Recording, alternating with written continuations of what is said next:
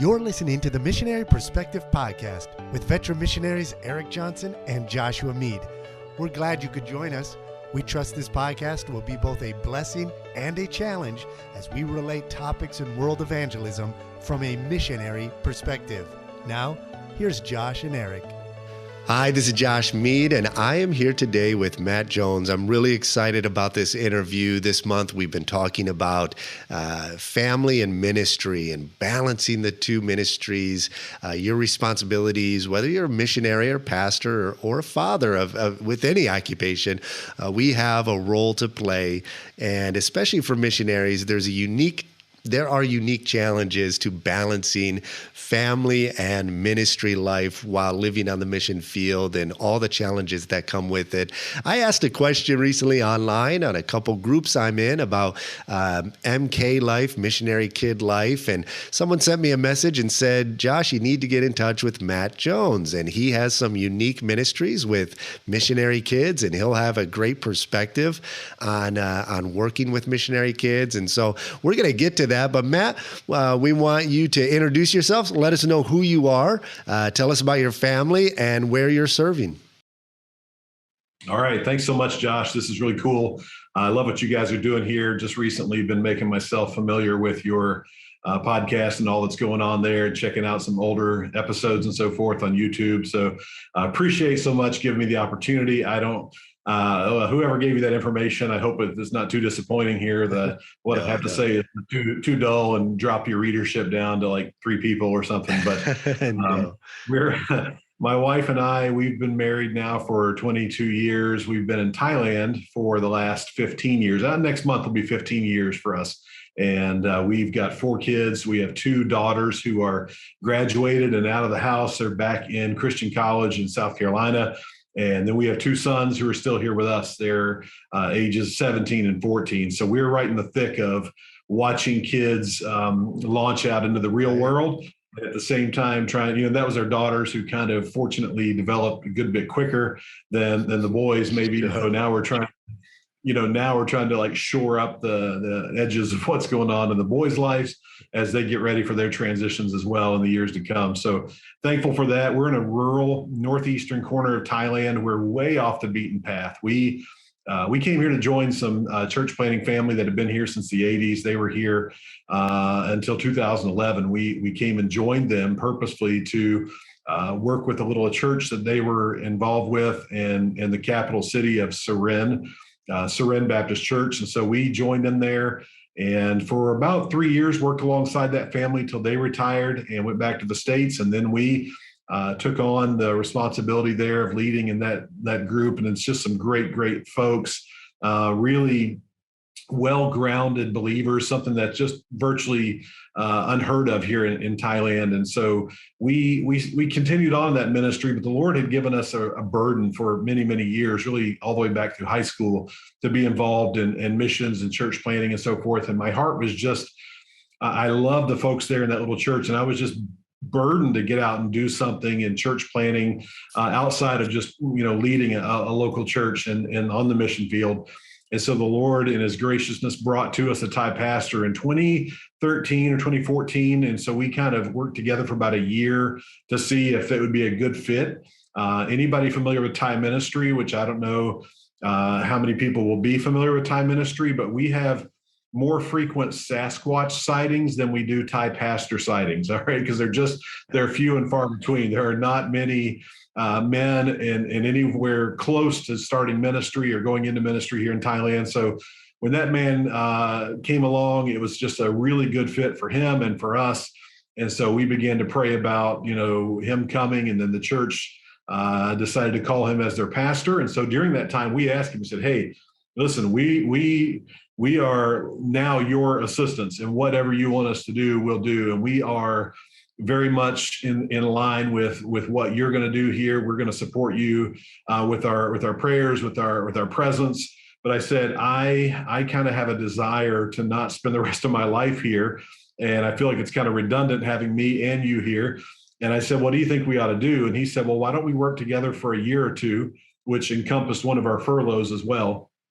he said, let's work together for a year or two. And then as when you get back in 2016, this was in 2014, he said, we will, have you be our missionary from our church. So you will be the missionary sent out from the Thai church, or the Thai-led church, Thai pastor. And so that was really cool. So in 2016, we got back to the field. We've been surveying provincial capitals to the west and east of our province, but there was this one little podunk, middle of nowhere blip on the maps town about half an hour, 40 minutes south of the place we'd been working. And there was one Christian lady down here in this town who was Thai, and she worked with an American lady in her 70s. These two ladies they had crafted their own storytelling curriculum to go out and do evangelistic storytelling in the villages. It was really cool. But they weren't trying to start a church. They were just trying to share the gospel. And they'd done that for years and years and years with very, very little fruit from it. And so they were like, hey, if you're leaving Surin, you really ought to consider coming down here.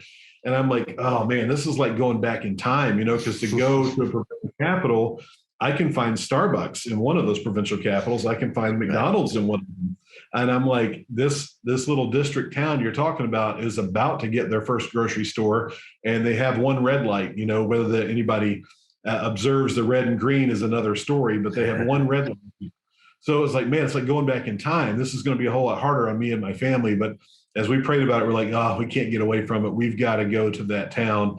And we started here in 2016 alongside that Thai lady and that American lady. That American lady retired about a year later. Okay. But we started meeting in homes. We were just in that lady's home and just started talking about, hey, we're going to start this church. And people were invited and eventually came. And we were very, as far as missiologically, we were very decentralized. We started sitting in circles on the floor and eating fruit together afterwards, just really basic. And man, it grew from there. And the people who were interested continued to come. And within, 3 or 4 years, we've had probably 4, 5, 6 people saved and follow the word in baptism. And then 2 or 3 others from that were looking for a church has showed up. And so now on any given Sunday, we'll have, 6 to 10, 12 believers, plus my family, a couple Filipino teachers, a Brazilian guy, another American guy with his Thai wife. So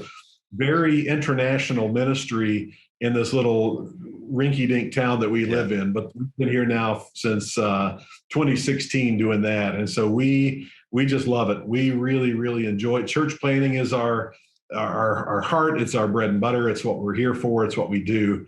And then the MK ministry we're going to talk about is really the icing on the cake. The cake is pretty good by itself, but man, you get the right thing.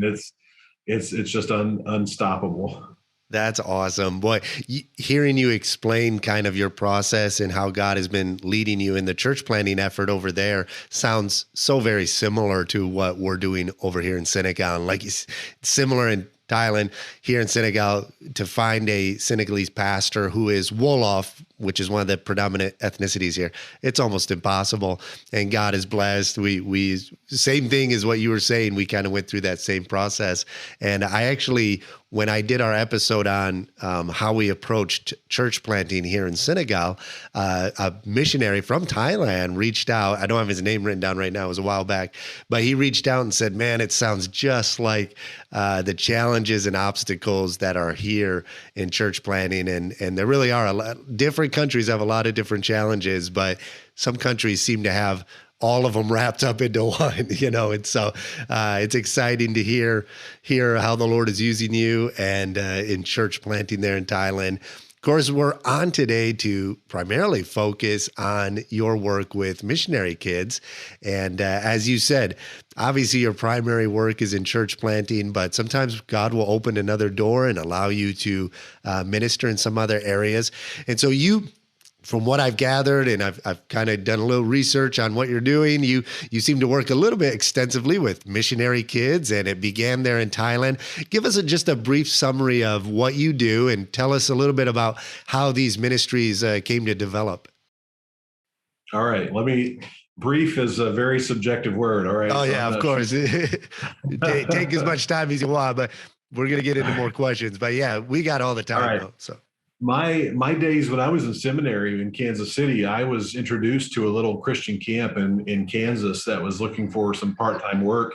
And I said, hey, I would do that. And I went over and began working part-time at a camp. Within a year or so, the director resigned. And after a few months of them looking for another director, they were like, hey, we just want you to be the director. And I was like, what? I'm trying to raise my first child. I'm working still, whatever. But I had worked at a summer camp called the Wiles Christian Camp in Brevard, North Carolina, one summer. Didn't grow up going there, but I was very familiar with their philosophy. And so we began to work heavily in that camp ministry in Kansas, saying, well, I guess this is where the Lord wants us. My wife and I are both missions majors. We had majored in Christian missions. We had pursued seminary thinking, we're going the mission field. And then here came camp. So for us, we thought that's where we'd be. And then the Lord began to tug at our hearts in the early 2004 about the needs here in Thailand. We have relatives, my sister and brother-in-law are in Cambodia. They've been there for 21 or 2 years now. And we had visited here and we're like, we should look into the Southeast Asia. And they told us about some folks looking for coworkers. So we surrendered to come to Thailand and assumed that little blip, that little parenthetical camp blip had just kind of come and gone. And that was all there was to it. It was just a way to work through seminary. And that was fine with us as well. But we got here, and it was a few years into the ministry that somebody said, hey, why don't you think about doing a camp for missionary kids? You've worked at camp stuff before. Why don't you do just a camp? And I was like, yeah, maybe. So we thought about it for a while. I was trying to see if maybe somebody else would want to run with it, because I didn't necessarily want to add something else to my plate at the time. So I said, all right, well, that's fine. We got back from a furlough in early 2016, and we started, doing the groundwork, finding a little resort here in Thailand, which that's the fortunate thing about Thailand is we have about 20 million resorts because there's so many tourists here. So they're easy to find places. And we found a great place and we said, hey, we're doing this thing. It's going to be in May of that year. And, we had about 36 kids came, and it was like, oh, this is cool. Well, we could not have foreseen just the overall effect of what happened in that first year of camp. I mean, it was instantly like, you had 36 kids who were spread everywhere from Cambodia, Myanmar, Thailand. I think we ended up having one kid from India come, but they hardly knew each other. But within like 3 days of being together, they're all best friends. I mean, they're like, they know each other's life stories. They are deeply invested in each other's lives. They figured out how to stay in touch with each other on social media if they had it. And we're like, okay, that's cool. Well, I mean, literally within 2 years, we had maxed out this facility with about 70 MKs. We had 30 or 40 parents, adults, sponsors, op staff, people who'd come and help us do games and stuff. Like it just blew up, and we were turning families away from, by 2019, it was more kids than we could really handle. We were having to think of what we're going to do a second week or something, but it was just amazing. And so the thing was like, okay, whatever, it's just camp, you just assume you don't know why this is happening the way it's happening. But also in 2016, I heard about and started an online doctoral program through Maranatha Baptist University up in Wisconsin. Right. And so I'm working through the process there of that school, the classes and stuff, camp is going on. It's growing and getting bigger, and it's becoming this bigger organism. And we have, we could talk about a lot about how the structure of that came about and how we had so many families vested in that. They were all putting in time and effort. And so it really, we had people from the far right to the far left of Christianity here in Thailand who would set aside their differences for that week of camp and send their kids and be involved. And that was huge. But during that time when I started that doctoral program, because it was a DMin, it was like, all right, we want at the end of the program, you don't write a theoretical research paper. You do a project that's a thesis project that says, here's a ministry thing you do.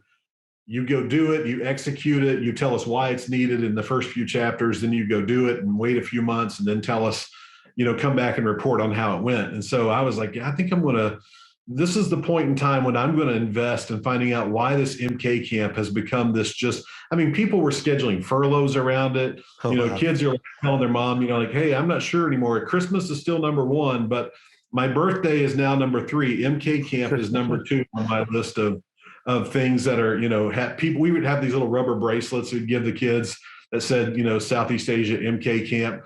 And one mom's like, my kid's not taking it off in 3 years now. Or, it's like just crazy stuff. So we're like, all right, let's commit to figuring out why this is the way it is. Let's invest time in a formal setting, in a semi-research setting, and figure it out. And that's when I, basically went out and tried to acquire every piece of literature I could related to the third culture kid topic and missionary care and so forth. And ultimately there was a lot that came of that, so we, in that camp setting, they wouldn't let me just do an explanation of what we were already doing. We had to go and do a camp. And so what happened was we partnered with the Wilds, or specifically Camps Abroad, their missions department or whatever. And we contacted some guys down in Lima. We talked to some guys in Tanzania. We talked to guys all over the place, just trying to find a good fit, and ended up going to with a couple of guys right outside of Lima, Peru, to start the South America MK camp in 2019. And those guys had the exact same experience. Within a couple of years, they're like maxed out. They're turning people away. Even through COVID, they kept on having the camp. They just had it 2 weeks ago. And so we were like, wow, this is so cool. But it was through that this body of knowledge began to accumulate for me, because I'm reading and reading and reading, just trying to understand all the things that many, many people out there in the world beyond my little world of Christianity already understand. They already get a big picture. They already know this phenomenon of the third culture kid world. So for me, I'm kind of, coming late to the party. But what was so cool about it was that we were able to, establish our camp, help the guys in Peru to start a camp. We have, for the last 2 years, we've had on the calendar a scheduled trip for South Africa, a camp there that keeps getting pushed off for obvious reasons. But Lord willing, that's going to grow. The Wilds Christian Camp held their first ever on-site camp for missionary kids this past summer. I think we had 49 or 50 kids there. I got to speak for the morning chapels, which is like, the climax of my career. I will descend and go off into the west and be unknown. And that's totally fine. Little Lord of the Rings reference there for anybody. Yes. It was just crazy. It was just so cool. We've also kicked off a reentry seminar here in Thailand for kids around Southeast Asia, where we take them for a couple of days and just try to offload a huge amount of information in a short time for them and parents to explain some of the things that are likely to happen in the year of leading up to a return to their passport country, and then the 2 or 3 years after they get back. What else? Oh, more recently, last year, we started a twice a month MK, we call it the Southeast Asia MK Community Zoom call. So we basically do an online Zoom group. We have kids in Cambodia, Thailand, Taiwan, and Hong Kong that come in every, twice a month. We get together on Thursday nights, 7 to 8:30, and we have we really focus our whole attention around the theme of Luke 2:52, that Jesus grew in wisdom and stature, favor with God and favor with men. So he grew not just spiritually, but he grew socially as well, favor with men. And so we try to give these kids a way to interact with each other. We have games, we have a Bible study, and then we do some very specific discussions about the MK experience is what I call it. And so that's something that's been going on over the last few months. And really it's just been really cool. It's just been a neat thing to be part of. So that's what's going on right now. And in our immediate life right now, besides our church work and raising our kids and our family and so forth. No, that's amazing. I love hearing just any ministry developing for and helping MKs to see how this has bloomed and developed into something big, and how God is using it. Camp plays such an important role in the lives of young people in the States.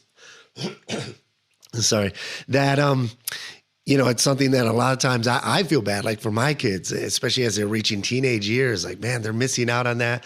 We send them off to camp when we are on furlough, but that's every 2-3 years that we're back. And my wife grew up in Nova Scotia, small fishing community of 100 people where maybe, 60% were her family. And so there were very few Christians around her.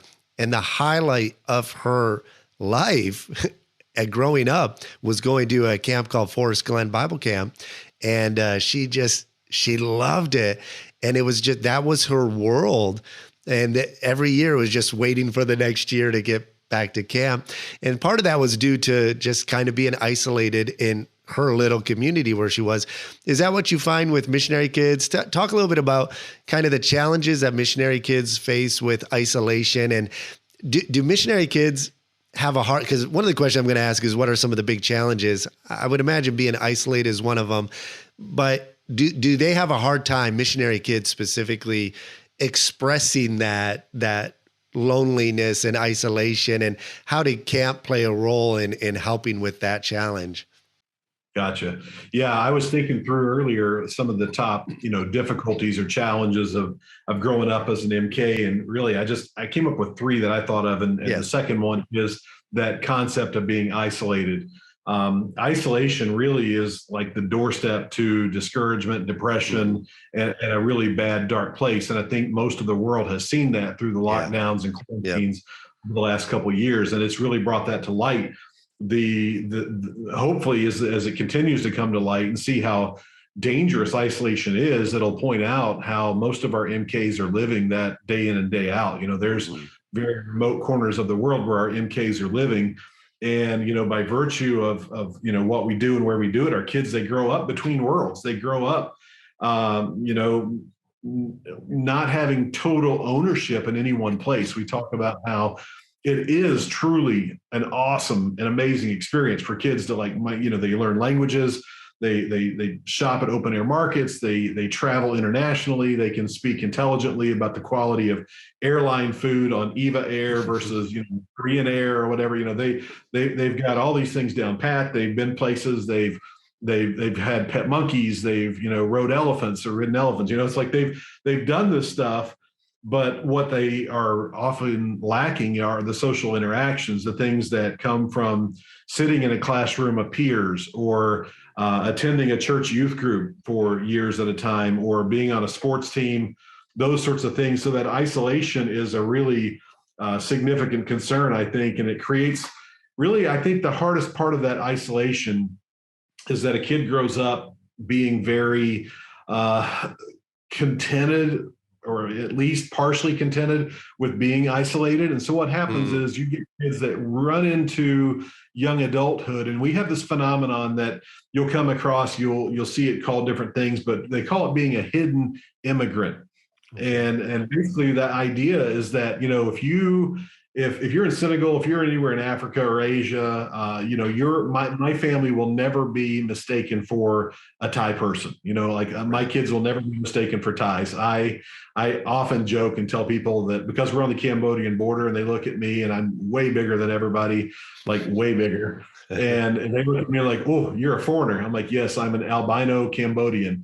And they're like, oh, wait, no, you're not. So it's kind of a little joke, but we don't ever get mistaken as Thai people because of our size and so forth. Well, there's certain grace that is given to people that you clearly know they don't belong in that society, or they're not, natives to that society. They give me grace to speak poorly, to maybe do something that's offensive that wouldn't be okay, if I were a Thai person to do.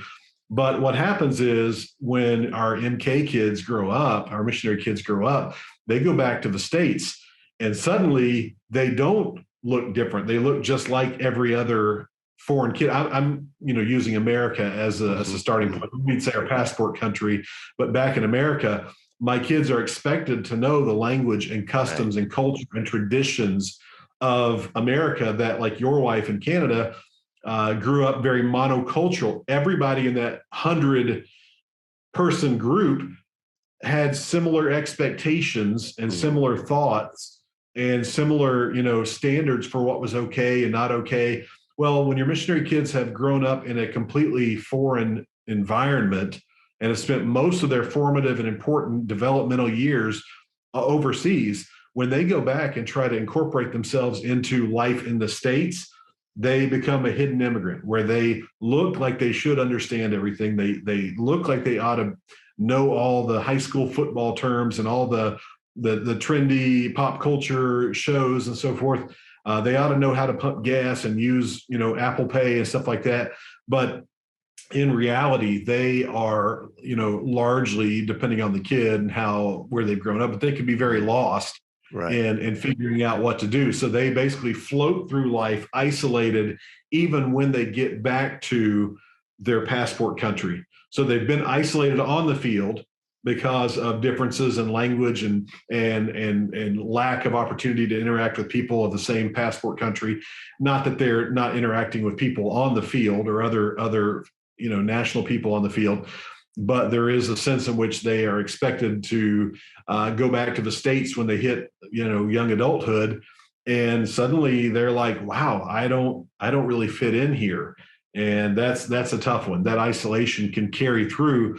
And I think it takes a lot of MKs by surprise that they find out that when they're 18, 19 and they're starting college, and they find out just how little they understand, just how little people are I'm thinking in terms of the bigger picture. When my kids grown up, every moment of their lives, basically, my kids were 2, 4, and 6 when they got here. Our youngest was born in Thailand, and so we basically joke and say he's made in Thailand, kind of like our clothing that we wear or whatever. So all the kids have grown up here, so this is what they know. And so as they go through that whole growing up years, and they're trying to figure out where they belong in life, it gets to be very confusing for them when they hit young adulthood, because we raise support in the States. And people are like, oh, you're missionaries. Oh, you're going to the mission field. That's going to be awesome. We travel in our car. That's not normal. We're living out of our car, raising support. That's not what other kids do. They're reminded at every moment from that point all the way through getting to the field and being the foreigner, then going back to furlough and visiting the churches and being the missionary kid, and then back to the field, and then moves on the field. And so all these points of life, my point is, through 17, 18 years of life, they're reminded all the time, hey, you're a missionary kid. You're a missionary kid. You're a missionary kid. That's your identity. And that's kind of that's the third challenge, is this lack of identity. Because when you hit 18, if you go back to the States for college, which that's what makes a third culture kid different than an immigrant, is that, there's an expectation that because of legal visas, needing an education to maintain a visa, or work or college, to go meet a spouse, whatever. Well, most of the time it's expected when a missionary kid graduates from high school, he or she's going to go back to their passport country for at least a period of time. Well, that is very disconcerting for a lot of them. And so suddenly they find out they're back on the passport country, and suddenly nobody really cares that you were a missionary kid. They're not here to give you a love offering. They're not here to, have missionary Christmas in July and give you a present because you're a missionary kid. You know what I mean? So suddenly it's like, now I'm not only the object of people's attention in a positive way. The missionary kid can be the guy who he's kind of quirky. You know what I mean? His fashion sense is still not up with the current trends and so forth. And so you stand out. If you've been in Asia, your concept of personal space is very different than your concept in the West. We don't have personal space here. You know what I mean? You stand on a train in Bangkok and you're face to face with random strangers, and it's just the way it goes. So those challenges are very, very real. But definitely, to get, kind of jumping maybe ahead of your question, just the concept of isolation, man, it's painful. The being misunderstood, I think that kind of ties into what I was saying a little bit. But I've got a book that is probably one of the best resources that I could offer. Yeah. I don't know. Am I allowed to hold a book up here? Of course. Yeah.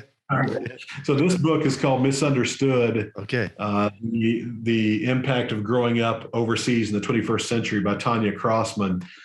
Tanya is a fabulous author, and her work is very much geared toward research. Okay. She's an Australian, married to an American guy, has taught and worked with TCKs in China for most of her adult life.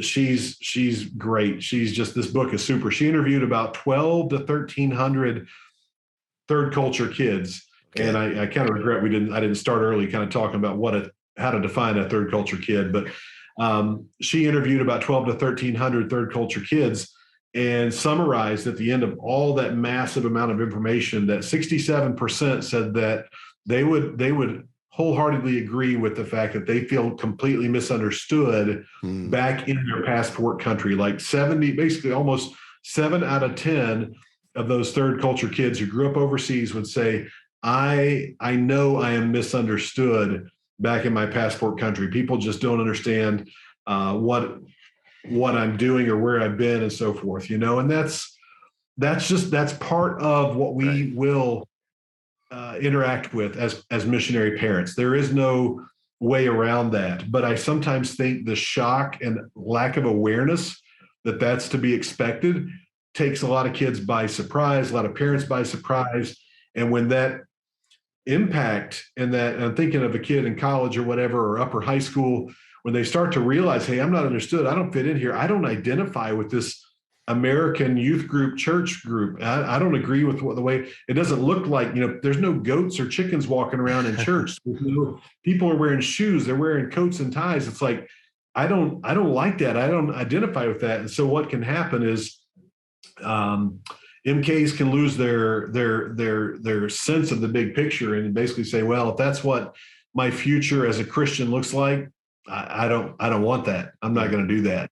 I think we would all, there's not a one of us who's spent much time around missionaries who doesn't know, missionary kids who have really, gone through a casualty of their faith. They've really either practically or spiritually, they have just come apart. And so I think that being misunderstood is a big part of that. And we start to weigh that, the cause and so forth into that. I think it starts for us as parents just acknowledging that the deeper we are immersed in the culture, the longer it's going to take for our kids to kind of surface from that deep immersion and get into Western culture, if that makes sense. Like there are people who probably live in London. Our friends in Bangkok live a much less immersed life. Some of them kind of have you leave your home, that's your safe place where you've got, Yankee candles, and I'm not dogging Yankee candles. I love it, but you've got all the trappings of an American home, and you walk out of that and you go out into a ministry for a Sunday, and then you come back to your safe spot. Versus, I know people in Cambodia who are like, no, we don't believe in refrigeration because it makes our electric bill so high. And if we have a high electric bill, then the people around us won't want to know the gospel because they think we're rich. And I'm like, so there's these vast differences in opinion. And all I'm saying is the deeper we as missionary families are immersed into a culture that does not look like the passport culture that we come from, the more time it's going to take for our kids to reacclimate to living in that world. And that's just a thing that we got to kind of be aware of and think through ourselves. So that's kind of some of the big problems I've been thinking through. Yeah. And these are, everything you're speaking to it's part of the nature of the beast. It's just part of the way, it's not things that are going to be avoided. They're part of the process of being a missionary.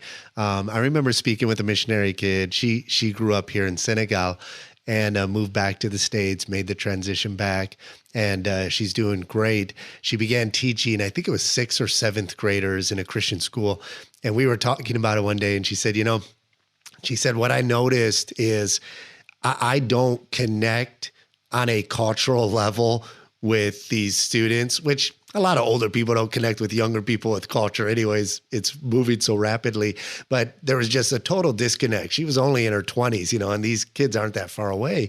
She said, I don't understand a lot of the cultural references, but she said, one thing I noticed was when it came to common sense, like I had that beyond what any of those kids had. It just seemed like there were areas in which obviously missionary kids are going to excel in. What are some ways that you in your research, with your work with MKs, and obviously you mentioned there's going to be a broad spectrum of parents who are deeper into culture, more immersed, some who aren't as immersed. And I would say we're in a culture where we're really immersed in the culture, but at the same time, our home is very Americanized. In fact, a new family that just moved here with another mission agency, when we had them over for the first time, their kids are like, thank you for having us to your American home, because we designed it specifically to feel like you're home away from home. But all that being said is a lot of times first generation missionaries like myself, I think you're a first generation missionary. If we don't begin to do the research into what our kids are going to face, we don't know how to intentionally address those things, right? These challenges arise, and then by the time we analyze it, it's almost too late. So can you speak to, in your interaction with MKs, your observation of missionary parents, what you've seen work and not work? What are some ways that a missionary parent, let's speak to the missionary, first generation missionary, how can they best prepare their kids for transition back to the States to deal with these challenges that won't go away, but so that they're better set to face them? Gotcha. Yeah, that's a super question, because obviously there's not a quick checklist of 4 or 5 things to do. It's really sums up to be a philosophy of life where it starts with mom and dad, humbly accepting that we need help. And I think that's a hard thing. I think that's probably the more tragic thing for me, is to run into a family that they're like, yeah, all we got to do is just raise our kids like my parents raised me, and my kids will be fine. And they will inadvertently or almost advertently, they would just kind of sweep away all of the intricacies of the MK experience and really kind of just say, well, that's sociology, that's psychology. It really doesn't even, it's not even a real thing that MKs would struggle with high mobility or transitions or grief and loss. And they don't want to really acknowledge that this is going to happen for their kids. So I think the first thing is just that humility that drives us to say, man, I need to find some answers. I need to find some things.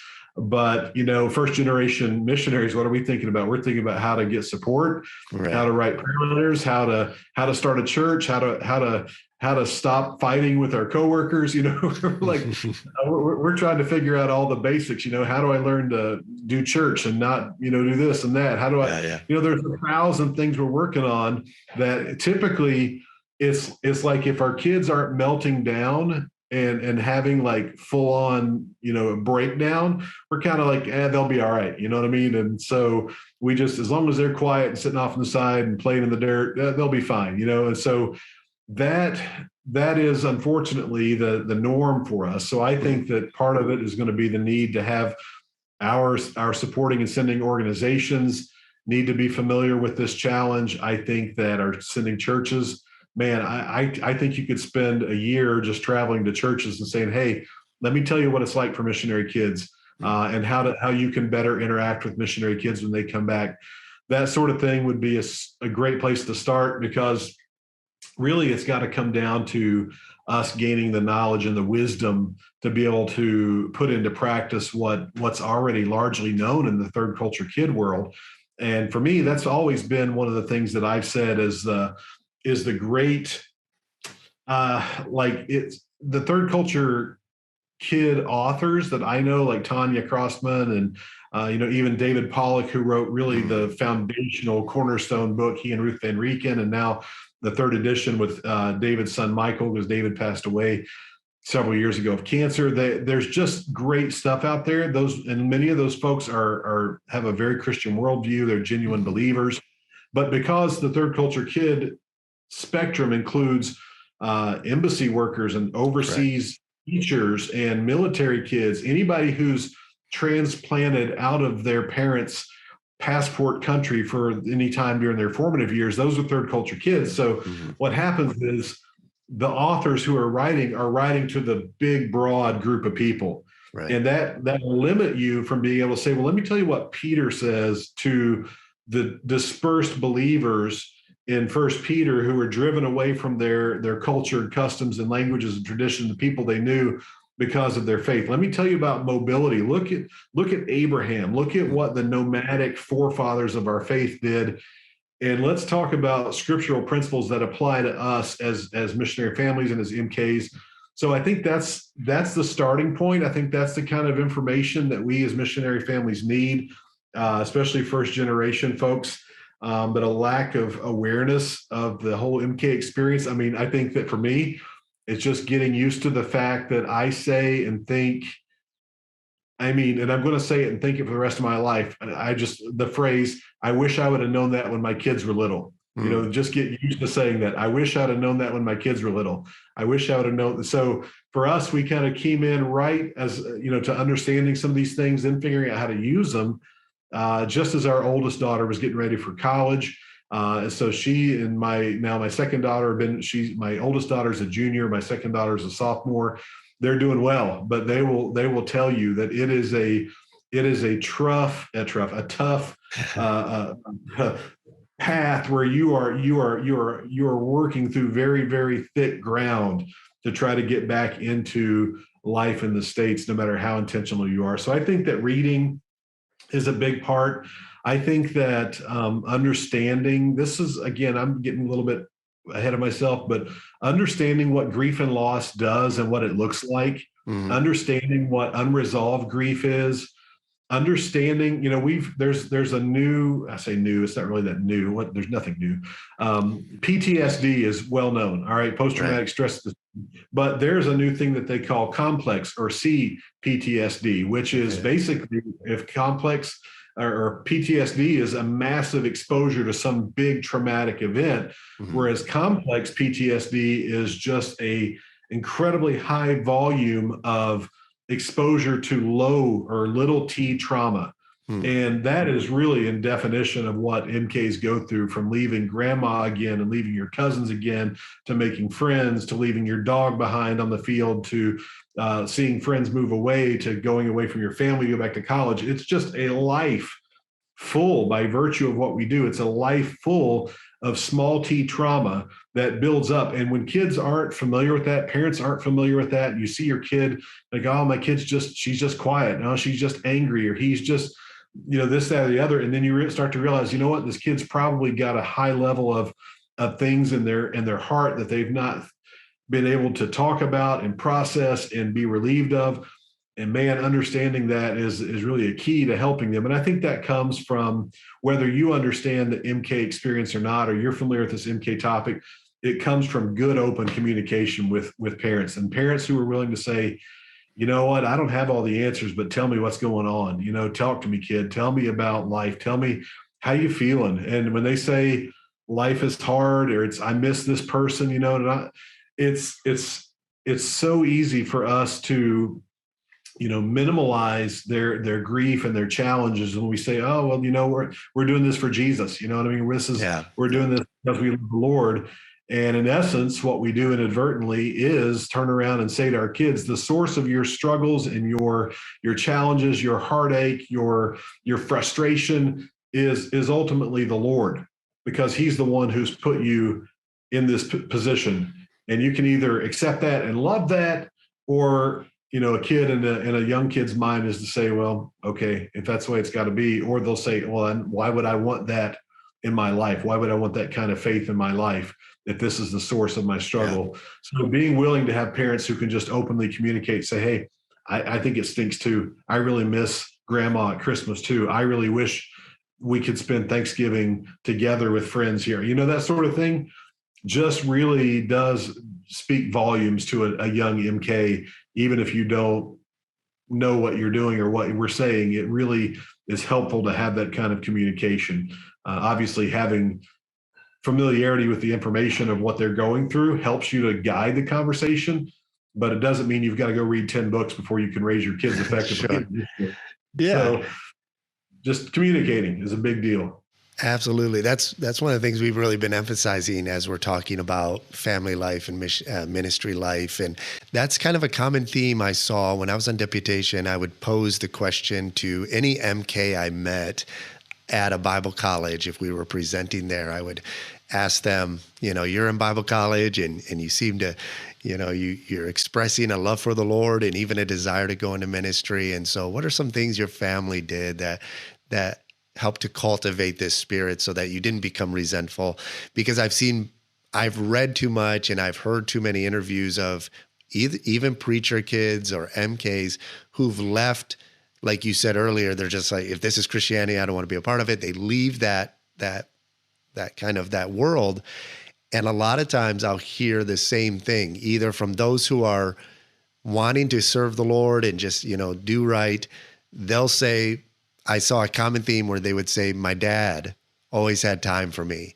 And then I saw among other things, but then I'll see a common theme on the other end where I've heard over and over, I just felt like if I brought up my struggles to my dad, it would reflect poorly on his ministry, and I didn't want to be a problem. And it's same for wives as well.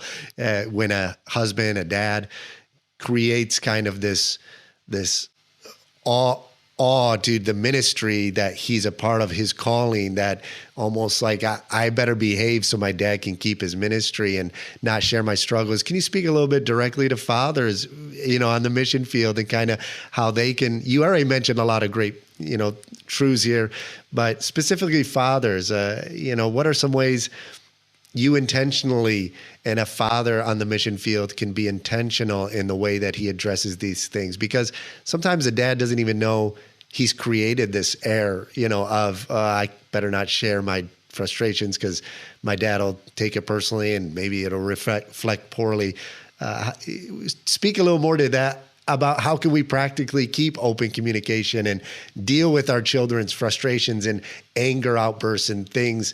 How do you dig deeper into what they're struggling with? Yeah, that's good. That's a great question. When I'm thinking about like when we were, the days when you're visiting churches in the States, it's like, every episode of visiting a church is like a job interview. So you give the kids a discussion, you got the talk, or it's like, don't talk about this, don't talk about that, don't do this, do that, sit quietly, talk to every grandmother, do it like you love, it's like you give them this, you install in your kids this sense of like, it all rises and falls on your behavior. You know what I mean? Because we're thinking to ourselves, we really want to get supported and get to the field. And so we put a lot of pressure on our kids that starts at a very young age and continues through, pushing our kids to understand culture. We don't want our kids to walk up to somebody in Asia and start rubbing their head. That would be, the equivalent of like spitting on them, in America. It's just, you don't do it. You don't. Right. You're constantly saying, don't do this, don't do this, don't do that. So there is a lot of teaching that goes into it, and we can inadvertently say, hey, you've got to do this and not build the relationship. And I think that's part of it is the dads have got to have a relationship. Dads and moms are different. My wife and I talk about this all the time. There's like with the boys, I just basically growl and grumble and we throw each other around and wrestle and stuff. But with the girls, I'm like, oh, would you all like to go out for coffee? I will take you, for a tea right now. If you some bubble tea, let's go. That kind of like difference in approaching both the kids, or both the, boys and girls, but knowing what they like, what they enjoy, and making it a point to be interacting with their lives is so important. And I don't know, for every family it's going to be different, but just making sure they know that at the drop of a hat, at the snap of a finger, we would abandon everything that we have here in this country and go anywhere and do anything for our kids. You know what I mean? As far as like, my kids know that, in the States where they are right now, if they said we have had, we have a need and I need you here, we would do whatever it takes to go there, no matter what, scrutiny it put us under or what it does for our employment, because they are the top priority. And that is not easy to do. So as a dad, as a parent, as you think about moving into ways to make this practical, just specifically do stuff with the kids on the field that is kind of like a tradition. You know what I mean? Like, we have this one goofy tradition that for probably 6 or 7 years now, I pay $200 and I get the NFL Game Pass. Okay. All right. So we're 12 hours ahead of the Eastern time zone. So midnight, Sunday night, every Sunday night during football season, kickoff starts at midnight. It's 1 a.m. when the time changes, but basically midnight or 1 a.m. I will be sitting in front of the TV watching football with one or all of my kids until they fall asleep on the couch. And so it's ridiculous. Then it got to be when we had 4 kids, we would, they were all still here at home. Yeah. They would do one per week and they could get a special treat. They could get a Coke or whatever, they wanted, whatever they wanted, they got to pick. And then they would just sit there and basically all they do is sit there and watch the commercials. They don't even know what American football is all about. But right. It's the tradition that like now, man, this season I tried to skip it a few times and my son was like, there was like a mutiny in the house because I miss his week for, watching football, but that sort of thing. But I think that it's at the top, it's saying nothing's more important than you, kid. At the bottom, it's saying, hey, let's go out and get, an iced coffee or whatever your country has on a regular basis, and then everything in between that is what's essential. But I mean, for us as, looking like how to help families making the move back or helping kids get back that are older, we did things where, it became powerfully important to us. Like, just like, wow, we cannot send back our kid alone. We cannot do that. Like we just can't. Mm-hmm. And she's the first, she's the oldest, sure, she's starting at a Christian college and she's got family 2 or 3 hours away. We've got the internet, whatever. We tell ourselves all these things, but in reality, I'm like, nope. So we went back and we scheduled our furlough for her first semester of college. So that at the very least, we're in the same general area for most of the time. We rented a house in the town where she's in college. And we said during the week, we're going to be there as much as possible. Or, when the kids were younger, there was a furlough where I did all the furlough by myself. My kids were in 4th and 5th grade. Trevor was in kindergarten at the time. And I said, I did probably 90%, 80% of our church visits. I did alone. I would be gone for a week or 2 at a time, but we put our kids in a Christian school so that they could go to this tiny little Christian school in Kansas and be part of the activities there. And my wife stayed home with them and did stuff. So that was it. Then when we went back for our girls starting college, same thing. We were like, man, let's just go back, rent a house. It's expensive. It's inconvenient. It's awkward. There's church stuff here that's got to be taken care of, but you'll never regret it for even a second, giving that extra time. You will regret it if you send them back and the wheels come off and you're not there to help. So, a little bit different for our second daughter. She went back during the pandemic, so it was a little bit harder for us to get back to her. And then there was quarantine and all this stuff going on where we couldn't get back in Thailand if we left. But finally, after that abated a little bit this past summer, really last year, in about April of last year, May of last year, we're like, man, our girls have been over there for our oldest a couple of years through the pandemic by herself, and we said we're going to go back and just do a family furlough. We don't necessarily have sabbaticals in our little group, but it was like, we'll call it a family furlough, and hopefully nobody is going to bemoan us taking a family furlough. But for like 4 or 5 months, we went back and didn't do any church meetings. We just were with our kids. We were just with a family, and just needed to rebuild that parental social capital with our kids that had been expended over the period of, almost 2.5 years of parenting on the telephone. You know what I'm saying? We're parenting online, and that gets really old when you're dealing with relationships or things like that. So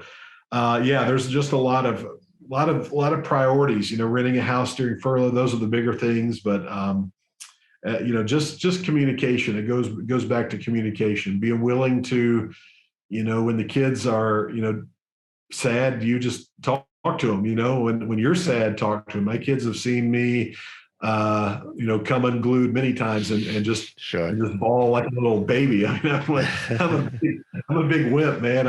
I get on the airplane every time we've got on the airplane. That's 2 or 3 years to come back, leaving kids in the States. I look like I'm having a nervous breakdown on the plane because I'm just sobbing uncontrollably. Yeah. So I'm lucky not to get, 911 called or whatever, Yeah. Well, I really appreciate this insight. I know it's going to be so helpful to the missionaries listening, and I know it'll be great insight for families who support and love missionaries. People in the States are aware, like you said earlier, aware that missionary kids are going to be a little different. And sometimes, even though you might be aware of that, you could still be awkward around, a missionary kid who doesn't quite know all the cultural norms. And so I hope that people in the States, supporters, those who love missionaries, I know they love missionary kids, but just seek out these books that Matt has mentioned and try to learn a little better about, especially if you have a missionary you've sent out of your church, try to learn a little better about kind of the challenges that the missionary kids are going through. And a lot of times we think of the challenges that the missionary family as a whole faces, and they do face a lot of challenges, but it's just compounded with children, I think, especially if it's, a first generation missionary going, like you said earlier, you're dealing with so much. And then your kids have these other issues that you're not even aware of that you really can't relate to. And so really it's important to do this research. And I've appreciated the research you've done and the work you're doing with the camp there. I want you to go ahead and just kind of close out with if there's anything else you wanted to add. And as well, I want you to tell us how we can find out more about your church planting ministry. And then as well, tell us how we can learn more about the camp ministry. If there's a way that any of our listeners are, we always joke, it's our moms who listen to this podcast. And so if our mom wants to support the camp ministry, how do we reach out and get in touch with you? That's awesome. Well, I think this stuff is so cool. And really the picture, the scenario that we kind of compare the MK experience to is kind of like when you get on a flight and the flight attendant starts to talk about all the safety measures that you've all heard before. And, there's the exit here and follow this and your life jacket and oxygen. And you're kind of like, already on your phone playing Sudoku or something, it's like you've heard it all before. It's not important, but I guarantee that the moment your plane blows an engine and you start to lose altitude, you're like, where's the nearest exit? Where's that life jacket? You're aware of it. And so that's kind of the way the MK thing is. It's like, we're not really considering that it's a big problem until it is. Right. And I'm just hopeful that folks will, pull the information out and start to look and start to read and get familiar with what's going on. This one thing that I have here, I hadn't mentioned before. This is something that was a project that I did a couple of years ago called Born to Be Global. Yeah. It's exploring God's roadmap for missionary kids. This was my initial effort to bridge that gap between the third culture kid writings to a biblical approach to MKs. Like this would not be necessarily great for a kid growing up where parents teach at an international school, Sure. But this is a Bible study. It's about 120-page fill in the blank Bible study, kind of a Wilds type God and I time booklet. Actually, the Wilds published this for me. Excellent. And so the funny thing about it is that I don't have any, hold on this book anymore. It all belongs to the Wild. Okay. It's kind of a deal. Okay, if you'll get it published, I'll let you have it.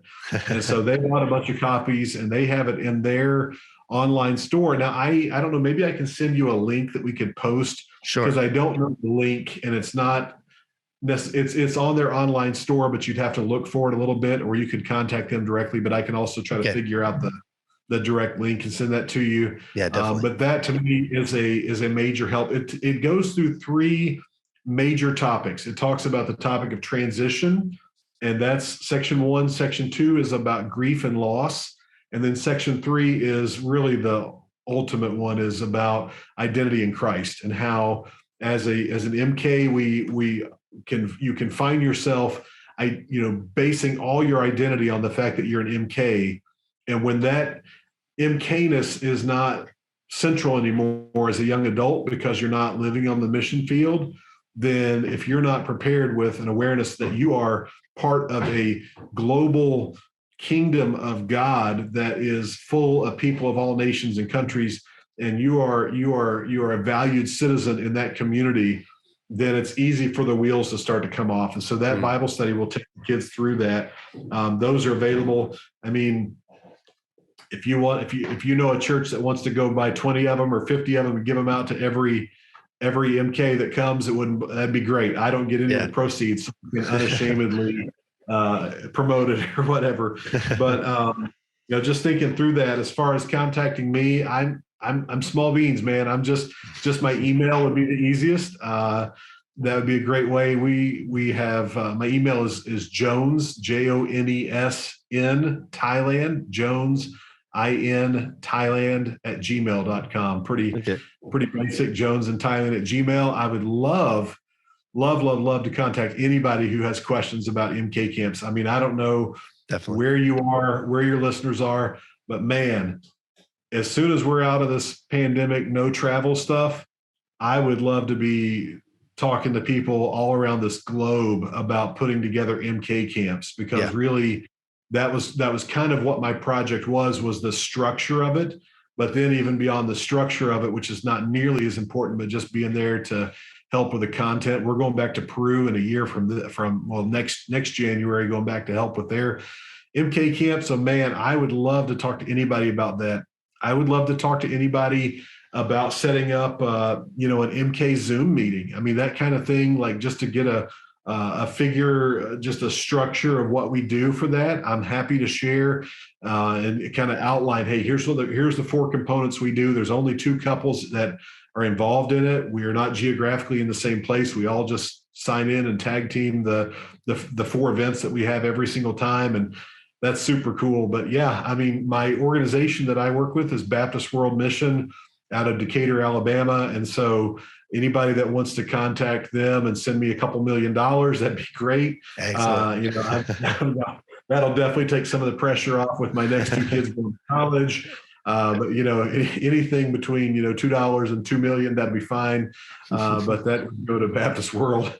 And please, I'm super happy just to chit chat with folks on a personal basis. If anybody wants to contact me, but man, or I keep going. Things keep coming up. This is why you said brief. It's very subjective. If anybody says, give me some specific topics. Tell me the top book or 2 about understanding grief. Tell me the top 2 books about the whole just the MK subject in general. I'm happy to create I've got a resource kind of put together of that, of just kind of an explanation of, if you're starting here, here's the book you ought to read. Or if your kid's going off to college, there's a book called The Global Nomad's Guide to University Transition. That's just fabulous. I mean, it's just, literally talk about an isolated topic. It is written just for TCKs going back to college. So I'd be happy to share that stuff too. But thank you so much, man. This is a lot of fun. I have really, really enjoyed it. No, Matt, thank you for taking your time to have this conversation and to share your heart and be a part of this podcast. And listener, I know you've been blessed by this conversation with Matt and all that he shared. Whether you're a missionary, whether you're a supporter of missionaries and have sent missionaries and have missionaries in your family, this I hope will give you a little bit more insight into some of the challenges that missionaries and missionary kids face. And would you do us a favor? Can you think of 5 people, listener? Think of 5 people that this particular episode would bless, whether it's a missionary or another an MK that Send this link, whether it's Facebook or YouTube or the Spotify podcast, Apple. Send this podcast to 5 people that you think it would be a blessing to. We want to get the word out, and we know that this will be encouragement as we raise awareness for some of the challenges that missionary kids specifically face. You'll better know how to pray. You'll better know how to approach the topic and to cultivate those relationships with missionary kids as they face the challenges of whether it's transitioning back to the States or just in general what they face while they're on the mission field. So Matt, I appreciate so much, and I know in the future we're going to have to get back on here and we'll have more discussions about this in a future episode. And so I appreciate your time, Matt. Thank you so much. All right, Josh, take care, and I wish you guys all the best with your program there. It sounds like things are really getting ready to take off for you guys. So thank you so much for letting me join you here. Thank you. God bless.